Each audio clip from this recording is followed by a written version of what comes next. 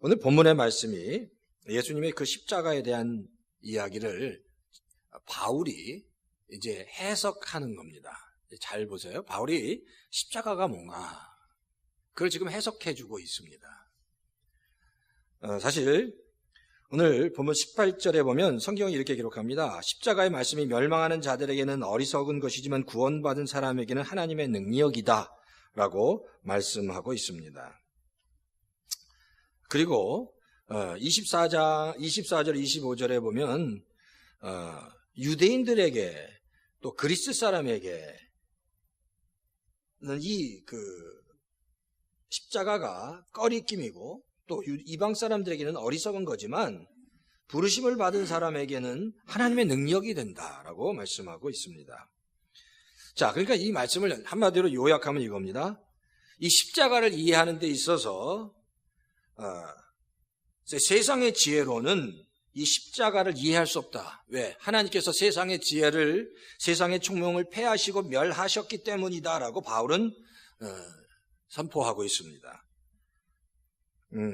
세상은 하나님의 지혜로, 세상은 하나님의 그 지혜를 잘 이해할 수 없다는 겁니다. 세상의 지혜로 십자가가 무엇인지, 십자가의 고난이 무엇인지를 이해할 수 없다라는 겁니다. 그러니까 오늘 이제 같이 나누고 싶은 이야기는 도대체 그러면 십자가의 고난이 뭐고, 그리고 그 의미가 뭔지, 그리고 우리가 당하는 고난이 무엇인지를 좀 먼저는 좀 보편적인 정의로부터 시작해서 알아봤으면 합니다. 자, 우리가 고난이라고 할 때 사실 고난이란 모든 사람이 경험하는 겁니다. 그러니까 고난의 이슈는 모든 사람에게 다 이렇게 펼쳐져 있습니다. 한 사람만, 어떤 사람만이야, 모든 사람이 다 고난에 있다는 겁니다. 어떤 분이 고난을 당할 때 이렇게 생각하는 분이 있습니다. 왜 나만 지금 이런 고난을 당하나? 왜 나만 지금 이 어려운 가운데 빠져 있나? 왜 내가 이렇게 힘든 가운데 있어야 하느냐라고 생각할 수 있습니다. 내 주변의 사람들을 보면 내 주변 사람들은 다 행복한 것 같고 그렇게 어렵지 않은 것 같고 고난이 없는 것 같은데 왜 나만 이런 고난이 있어야 되는가? 나만 이런 어려움이 있어야 되는가라고 생각합니다. 근데요, 그렇지 않다는 겁니다. 멀리서 봐서 잘 몰라서 그렇지 한 사람 한 사람이 다 몹시 정말 많은 고난들을 가지고 있다라는 것. 모든 사람들이 고난을 겪고 있다는 겁니다. 고난이 없는 인생이 없다는 겁니다. 다 누구나 말할 수 없는 고난들이 다 있어요. 나만 고난 당하는 게 아니고 나만 어려움 당하는 게 아니다라는 겁니다. 글쎄, 아직도 가야 할 길이라는 스캇팩이 쓴 책이 있습니다. 이 책은요, 성경 다음으로 많이 팔렸다고 하는 굉장히 유명한 책입니다. 자, 그런데 이 스캇팩이 쓴 아직도 가야 할 길, 이 책의 첫 번째 챕터에 그 제목이 이렇습니다. 모든 인생은 문제와 고난을 직면한다고 얘기합니다. 한 사람도 예외 없이 모든 인생이 고난, 그리고 문제에 직면한다는 겁니다. 인생은 고난의 바다에 다 빠져 있다라고 설명하고 있습니다. 누가 봐도 부러운 사람이 하나 있었습니다. 이분은 그 자녀를 뒀는데 자녀가 몹시 똑똑했습니다. 몹시 똑똑하고 공부를 잘했습니다. 그리고 잘생겼습니다. 그래서 남 부러울 것 없이 아이들이 잘 컸고 둘 다 아주 좋은 명문대에 들어갔습니다. 그리고 비즈니스를 했는데 비즈니스가 너무 잘 되는 거예요. 하기만 하면 너무너무 잘 되는 겁니다. 그러니까 걱정이 없어요. 그러니까 아이들 잘 크지, 비즈니스 하면 너무 잘 되고 잘 풀리고 돈을 잘 벌고,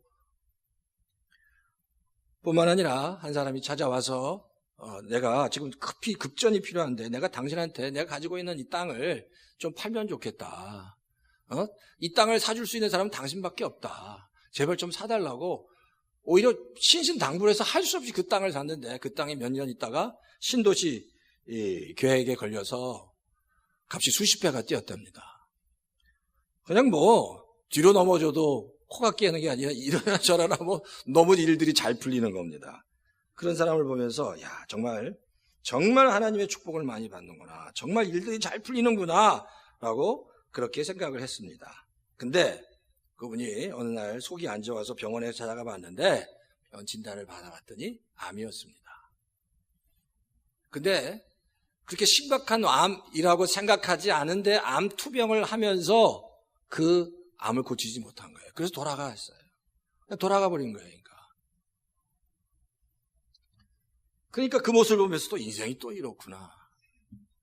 그렇게 정말 잘 나가다가 또 한순간에 그렇게 무너지기도 한다는 겁니다. 근데 그럼 또 자녀들이 또 잘 되는 거예요. 그러니까 인생이라는 게 항상 이렇다는 겁니다. 잘 되기도 하고 안 되기도 하고 축복 가운데 있기도 하고 고난을 받기도 하고 이런 소위 말해서 이런 사건들의 연속이 바로 인생이라고 얘기할 수 있습니다. 그래서 우리 성도가 제가 계속해서 말씀드린 성도가 정말 붙잡아야 할 것들은 내 삶 속에서 일어나는 잘 되고 못 되고 이런 조건들, 환경들을 붙잡는 게 아니라 이런 것들은 다 그냥 지나가는 일들이다라고 마음 먹을 수 있어야 된다는 겁니다. 그걸 그냥 보낼 수 있어야 된다는 겁니다. 일들이 조건이 좋을 때도 있고 나쁠 때도 있고 힘들 때도 있고 편안할 때도 있고 올라갈 때도 있고 내려갈 때도 있다는 겁니다. 그렇게 내 인생 가운데 그런 축복된 일, 고난의 일들이 다 그냥 지나간다는 사실을 그냥 인식하고 그냥 흘려보내는 마음이 필요하다는 겁니다. 창세기 8장 22절에 보면 성경이 이렇게 기록합니다. 땅이 있을 동안에는 심음과 거둠과 추위와 더위와 여름과 겨울과 낮과 밤이 쉬지 않는다라고 얘기합니다. 땅이 있을 동안에는 심음이 있고 심을 때가 있고 거둘 때가 있고 추울 때가 있고 더울 때가 있고 여름이 있고 겨울이 있고 밤이 있고 낮이 있고 이런 모든 사건들이 쉬지 않고 돌아간다라고 말씀하고 있습니다. 그러니까 뿐만 아니라 좋은 일, 또 나쁜 일, 고난, 축복들이 쉬지 않고 돌아간다는 겁니다. 그러니까 인생이 뭐 좋았다가 나빴다가 아니라 항상 좋은 일, 나쁜 일이 같이 동시에 일어나서 다 진행될 때가 대부분이다라고 우리가 알면 된다는 겁니다. 여러분 잘 아시죠? 우리 조금만 내려가면 새들백이라는 지역에 새들백 교회가 있습니다. 그 새들백 교회 담임 목사인 닉 루엔 목사님, 이분은 교회를 개척하자마자 교회가 부흥하기 시작하는데 정말 감당할 수 없이 부흥했습니다. 그래서 그 교회 한번 가보신 분 많을 텐데 그 교회 가면 교회가 엄청나게 크고요. 그 교회 건물들이 뭐 굉장히 많이 있습니다. 그런데 그렇게 축복받은 목사님이 간질병에 걸린 거 아세요? 그리고 교회가 좀 더 잘 됐습니다. 부흥했는데 그때 사모님이 암병에 걸려서 암투병을 하셨습니다. 그리고 그 목사님이 더 유명해졌을 때는 그 첫째 아들인가 둘째 아들 매튜가 자살했습니다. 그렇게 잘 나가고 교회가 부흥하고 정말 이 미국 전역에서 가장 영향력 있는 목사님 중에 한 사람으로 뽑힐 정도로 그 닉 루엔 목사님을 하나님이 쓰셨는데 그게 또 배후에는 그런 고난과 역경이 있었다라는 겁니다. 사도 바울도 마찬가지예요. 사도 바울도 하나님께서 감당할 수 없는 복을, 감당할 수 없는 정말 영원의 역사 사역의 기름을 부어주셨습니다. 여기 우리 조남준 선교사님이랑 김태현 선교사님 계시지만 지금 이게 학교에서 이 사도 바울에 대해서 리서치를 하면 어떻게 한 사람이 이렇게 엄청난 일을 감당했을까? 지금도 이해를 하지를 못합니다. 어떻게 한 사람이 이렇게 엄청난 선교의 역사, 그 전 유럽과 아시아를 뒤집어 넘는 그런 초대교회 강력한 초석을 놓을 수 있는 역사가 사도 바울 한 사람을 통해서 이루어졌을까? 근데 그 사도 바울, 우리 성도님 잘 알지? 하나님 제 육체의 가시를 빼주십시오. 너무너무 힘듭니다. 그 육체의 가시가 지난번에도 말씀드린 거죠. 혹시 간질병이었을 거다라고 학자들은 추측합니다. 간질병이 이거예요. 그러니까 설교를 하고 있는데 쓰러지는 거예요. 거품 물고 쓰러지는 겁니다. 얼마나 그게 사도 바울에게도 힘들었겠냐는 거죠. 그러니까 그래서 하나님께 3번이나 하나님 고쳐주십시오. 고쳐주십시오. 제가 너무너무 힘듭니다. 근데 그런 사도 바울에게 하나님께서 말씀하십니다. 내 은혜가 내게 족하다. 내가 연약한 데서 강해지는 줄을 알라고 말씀하시는 거예요. 인생이 그렇습니다. 십자가를 지어야 할 때 십자가의 고난 가운데 있어야 할 때, 때때로 놀라운 하나님의 축복과 부흥의 역사가 있을 때도 있고, 고난의 때가 있고, 아픔의 때가 있고, 다시 일어나는 축복의 때가 있고, 그 일이 동시에 일어나기도 하고, 인생이 그런 일들이 일어난다는 거예요. 그러니까 이제 그런 일들 가운데 가장 중요한 건 우리의 신앙을 지키는 겁니다. 그런 고난 가운데, 그렇잖아요. 신앙을 좀 접기도 하고, 그걸 견디느라고 정말 애쓰는 분도 많이 있습니다. 근데 그런 모든 내 삶 속에서 일하는 고난은 모두가 다 겪는 고난이고, 그거는 이겨나가야 할 고난들이다라는 겁니다. 그러니까 인생에서 분명히 알아야 될 것, 분명히 알아야 돼. 고난과 축복, 그리고 사명이 있는 거고, 고난할 때는 그 고난할 때를 이겨가야 되는 거고, 축복의 때는 그 축복 가운데 교만하지 않고 끝까지 하나님 앞에 붙어 있어야 되는 거고, 사명을 받으면 그 사명을 이루어 가는 성도가 되어야 된다는 겁니다. 성도에는 두 종류의 성도가 있습니다. 잘 되는 성도, 안 되는 성도. 제가 그렇게 좀 나눠봤어요. 잘 되는 성도, 뭐가 돼도 잘 되는 성도, 뭐가 돼도 안 되는 성도. 뭐를 해도 잘 되는 성도는 이런 성도입니다. 하는 일마다 축복받고, 하는 일마다 뭐 똑바른 만죽 그릇에 무슨 복이 있고, 나가도 들어와도 복이 있는 게 아닙니다. 삶 속에서 축복이 임하기도 하지만 때때로 고난이, 역경이, 어려움이 있기도 합니다.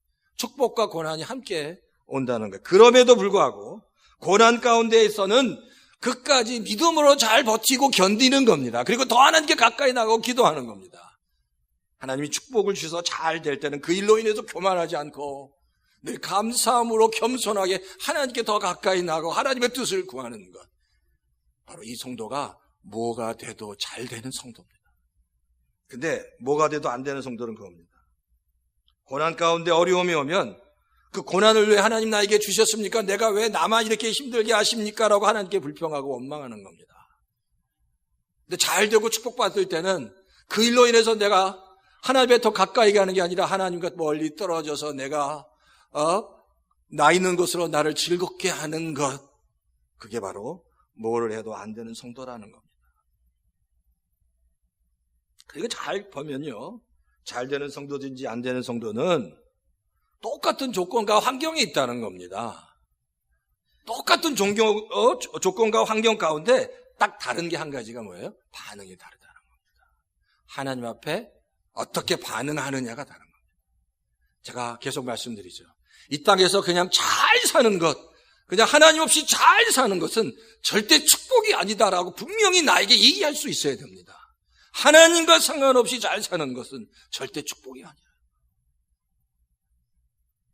하나님과 늘 함께 살아가는 것, 힘들고 어렵든지 축복 가운데 있든지 늘 하나님과 더불어 살아가는 것이 축복이다라는 사실을 우리가 우리 스스로에게 선포할 수 있어야 한다는 겁니다.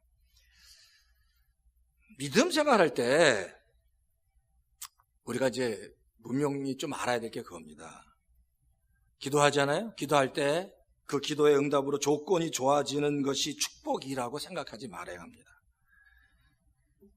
결과가 좋든 안 좋든 간에, 상황이 좋아지든 안 좋아지든 간에 성도들이 붙잡아야 될 것은 그런 조건이 아니라 끝까지 그 상황 속에서 하나님이 주시는 말씀을 붙잡아야 합니다. 말씀을 붙잡는 신앙이 바로 이게 하나님께서 원하시는 신앙이고 초대교회 성도들이 붙잡았던 신앙이라는 겁니다.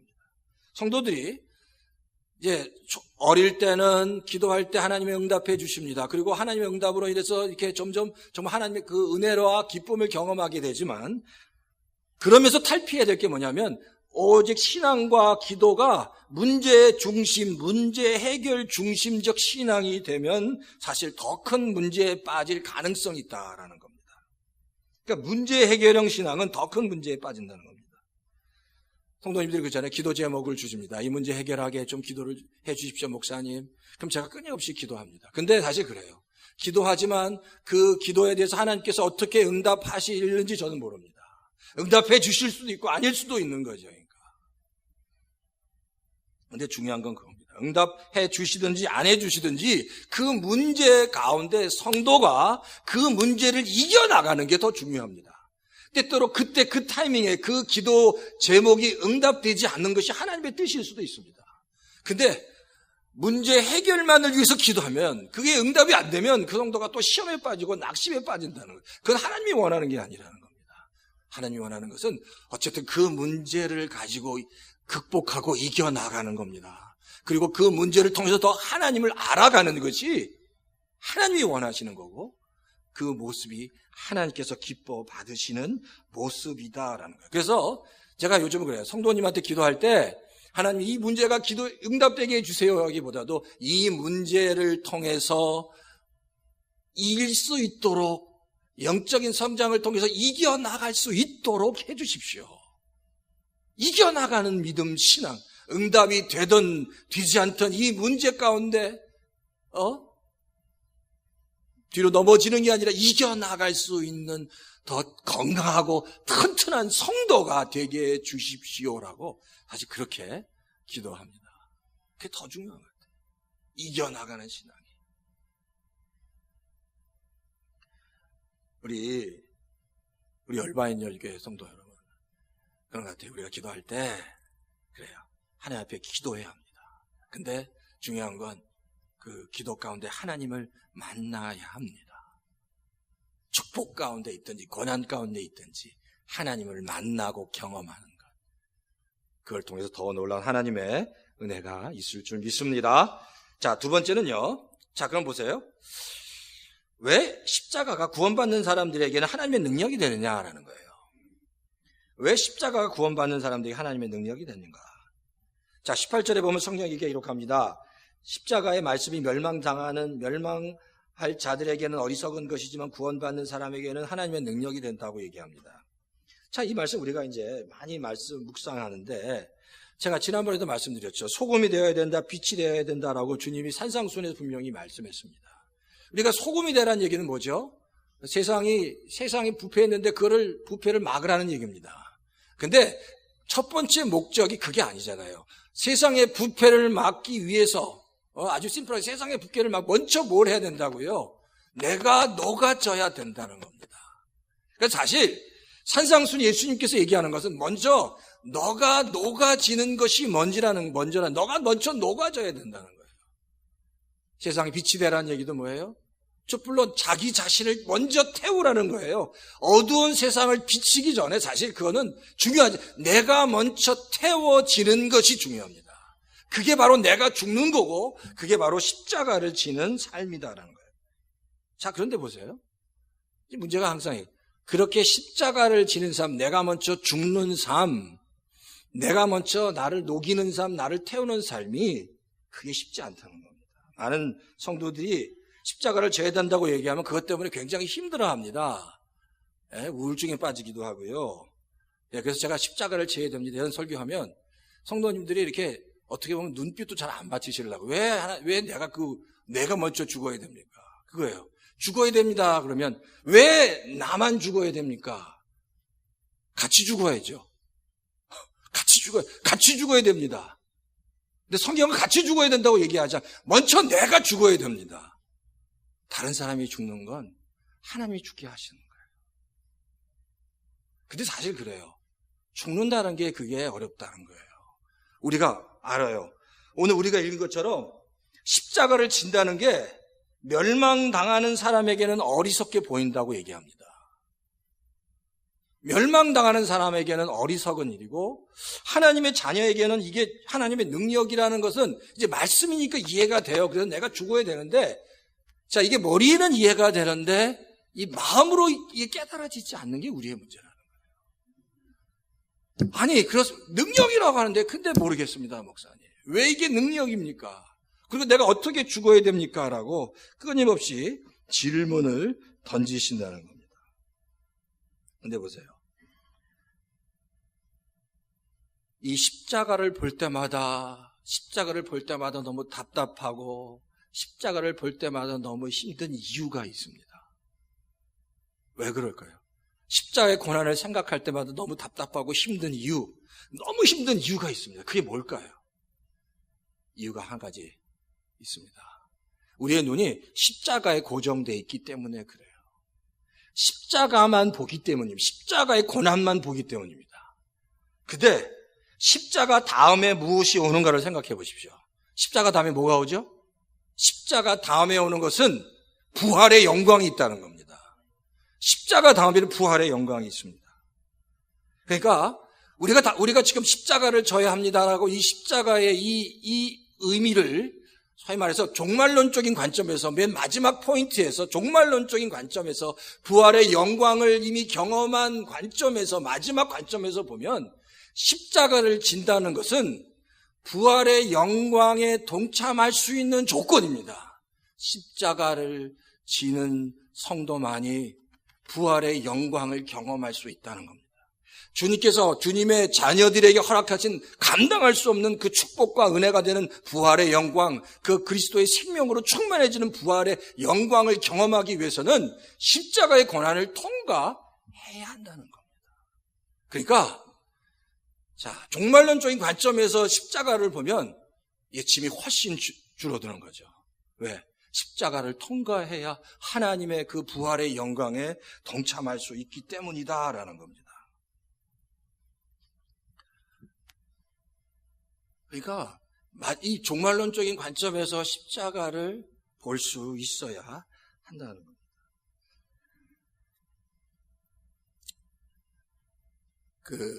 옛날에 그런 것 같아요. 가끔 가다가 이미 예전에 2002년도에 우리나라가 월드컵에 4강을 했습니다. 1차 폴란드랑 축구를 해서 황선홍이 막 골을 넣고 또 막 이렇게 2대0으로 이기고 이런 또 스페인이랑 싸워서 그런 이제 가끔 가다가 그런 월드컵 축구를 재방송을 보게 되면 그때 생각이 자꾸만 납니다. 그리고 한국에서 막 난리가 나고 막 여기 미국에서도 모여서 막 응원을 하고 막 그런 느낌들이 온다는 거예요. 그러니까. 근데 그런 월드컵 경기를 가만히 볼 때 그거예요.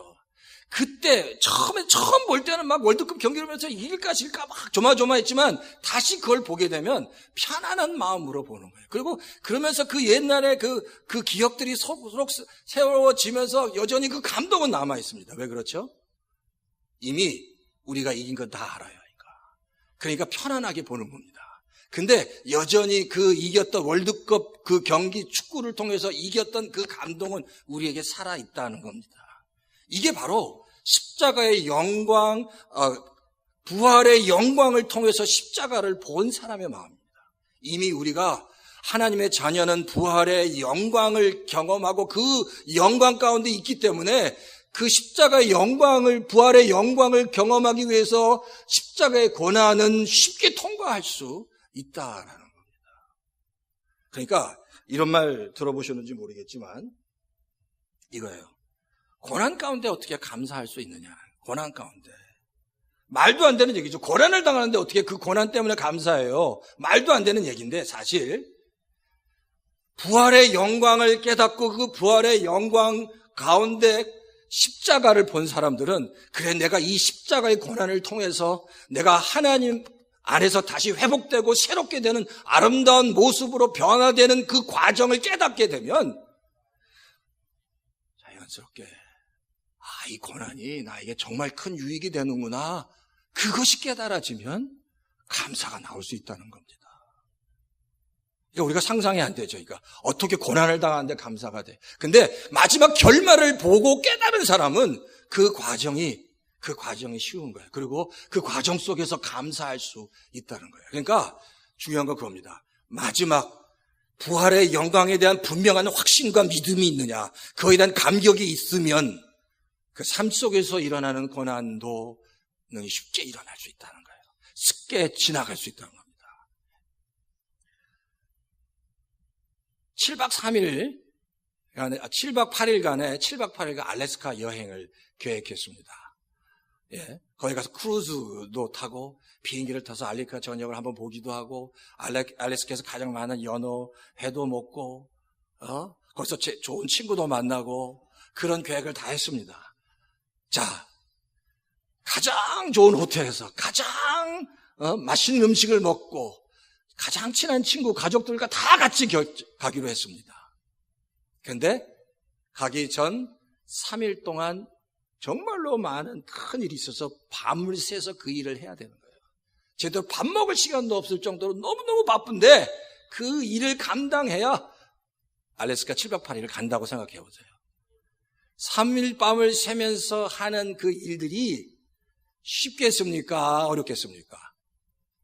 3박 4일 동안 3일 밤을 새서 일을 한 후에는 7박 8일의 최고의 알래스카 7박 8일 여행이 기다리고 있습니다. 같이 한번 가세요. 그러니까 3박 4일의 그 고난, 그 어려운 일들이 어렵겠습니까? 쉽겠습니까? 쉽죠. 그러니까 쉽지 않은 얘기예요. 그러니까.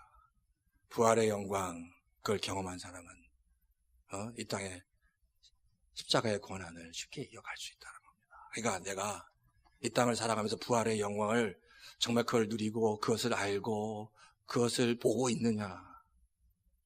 그걸 보고 있으면 십자가의 고난을 그렇습니다.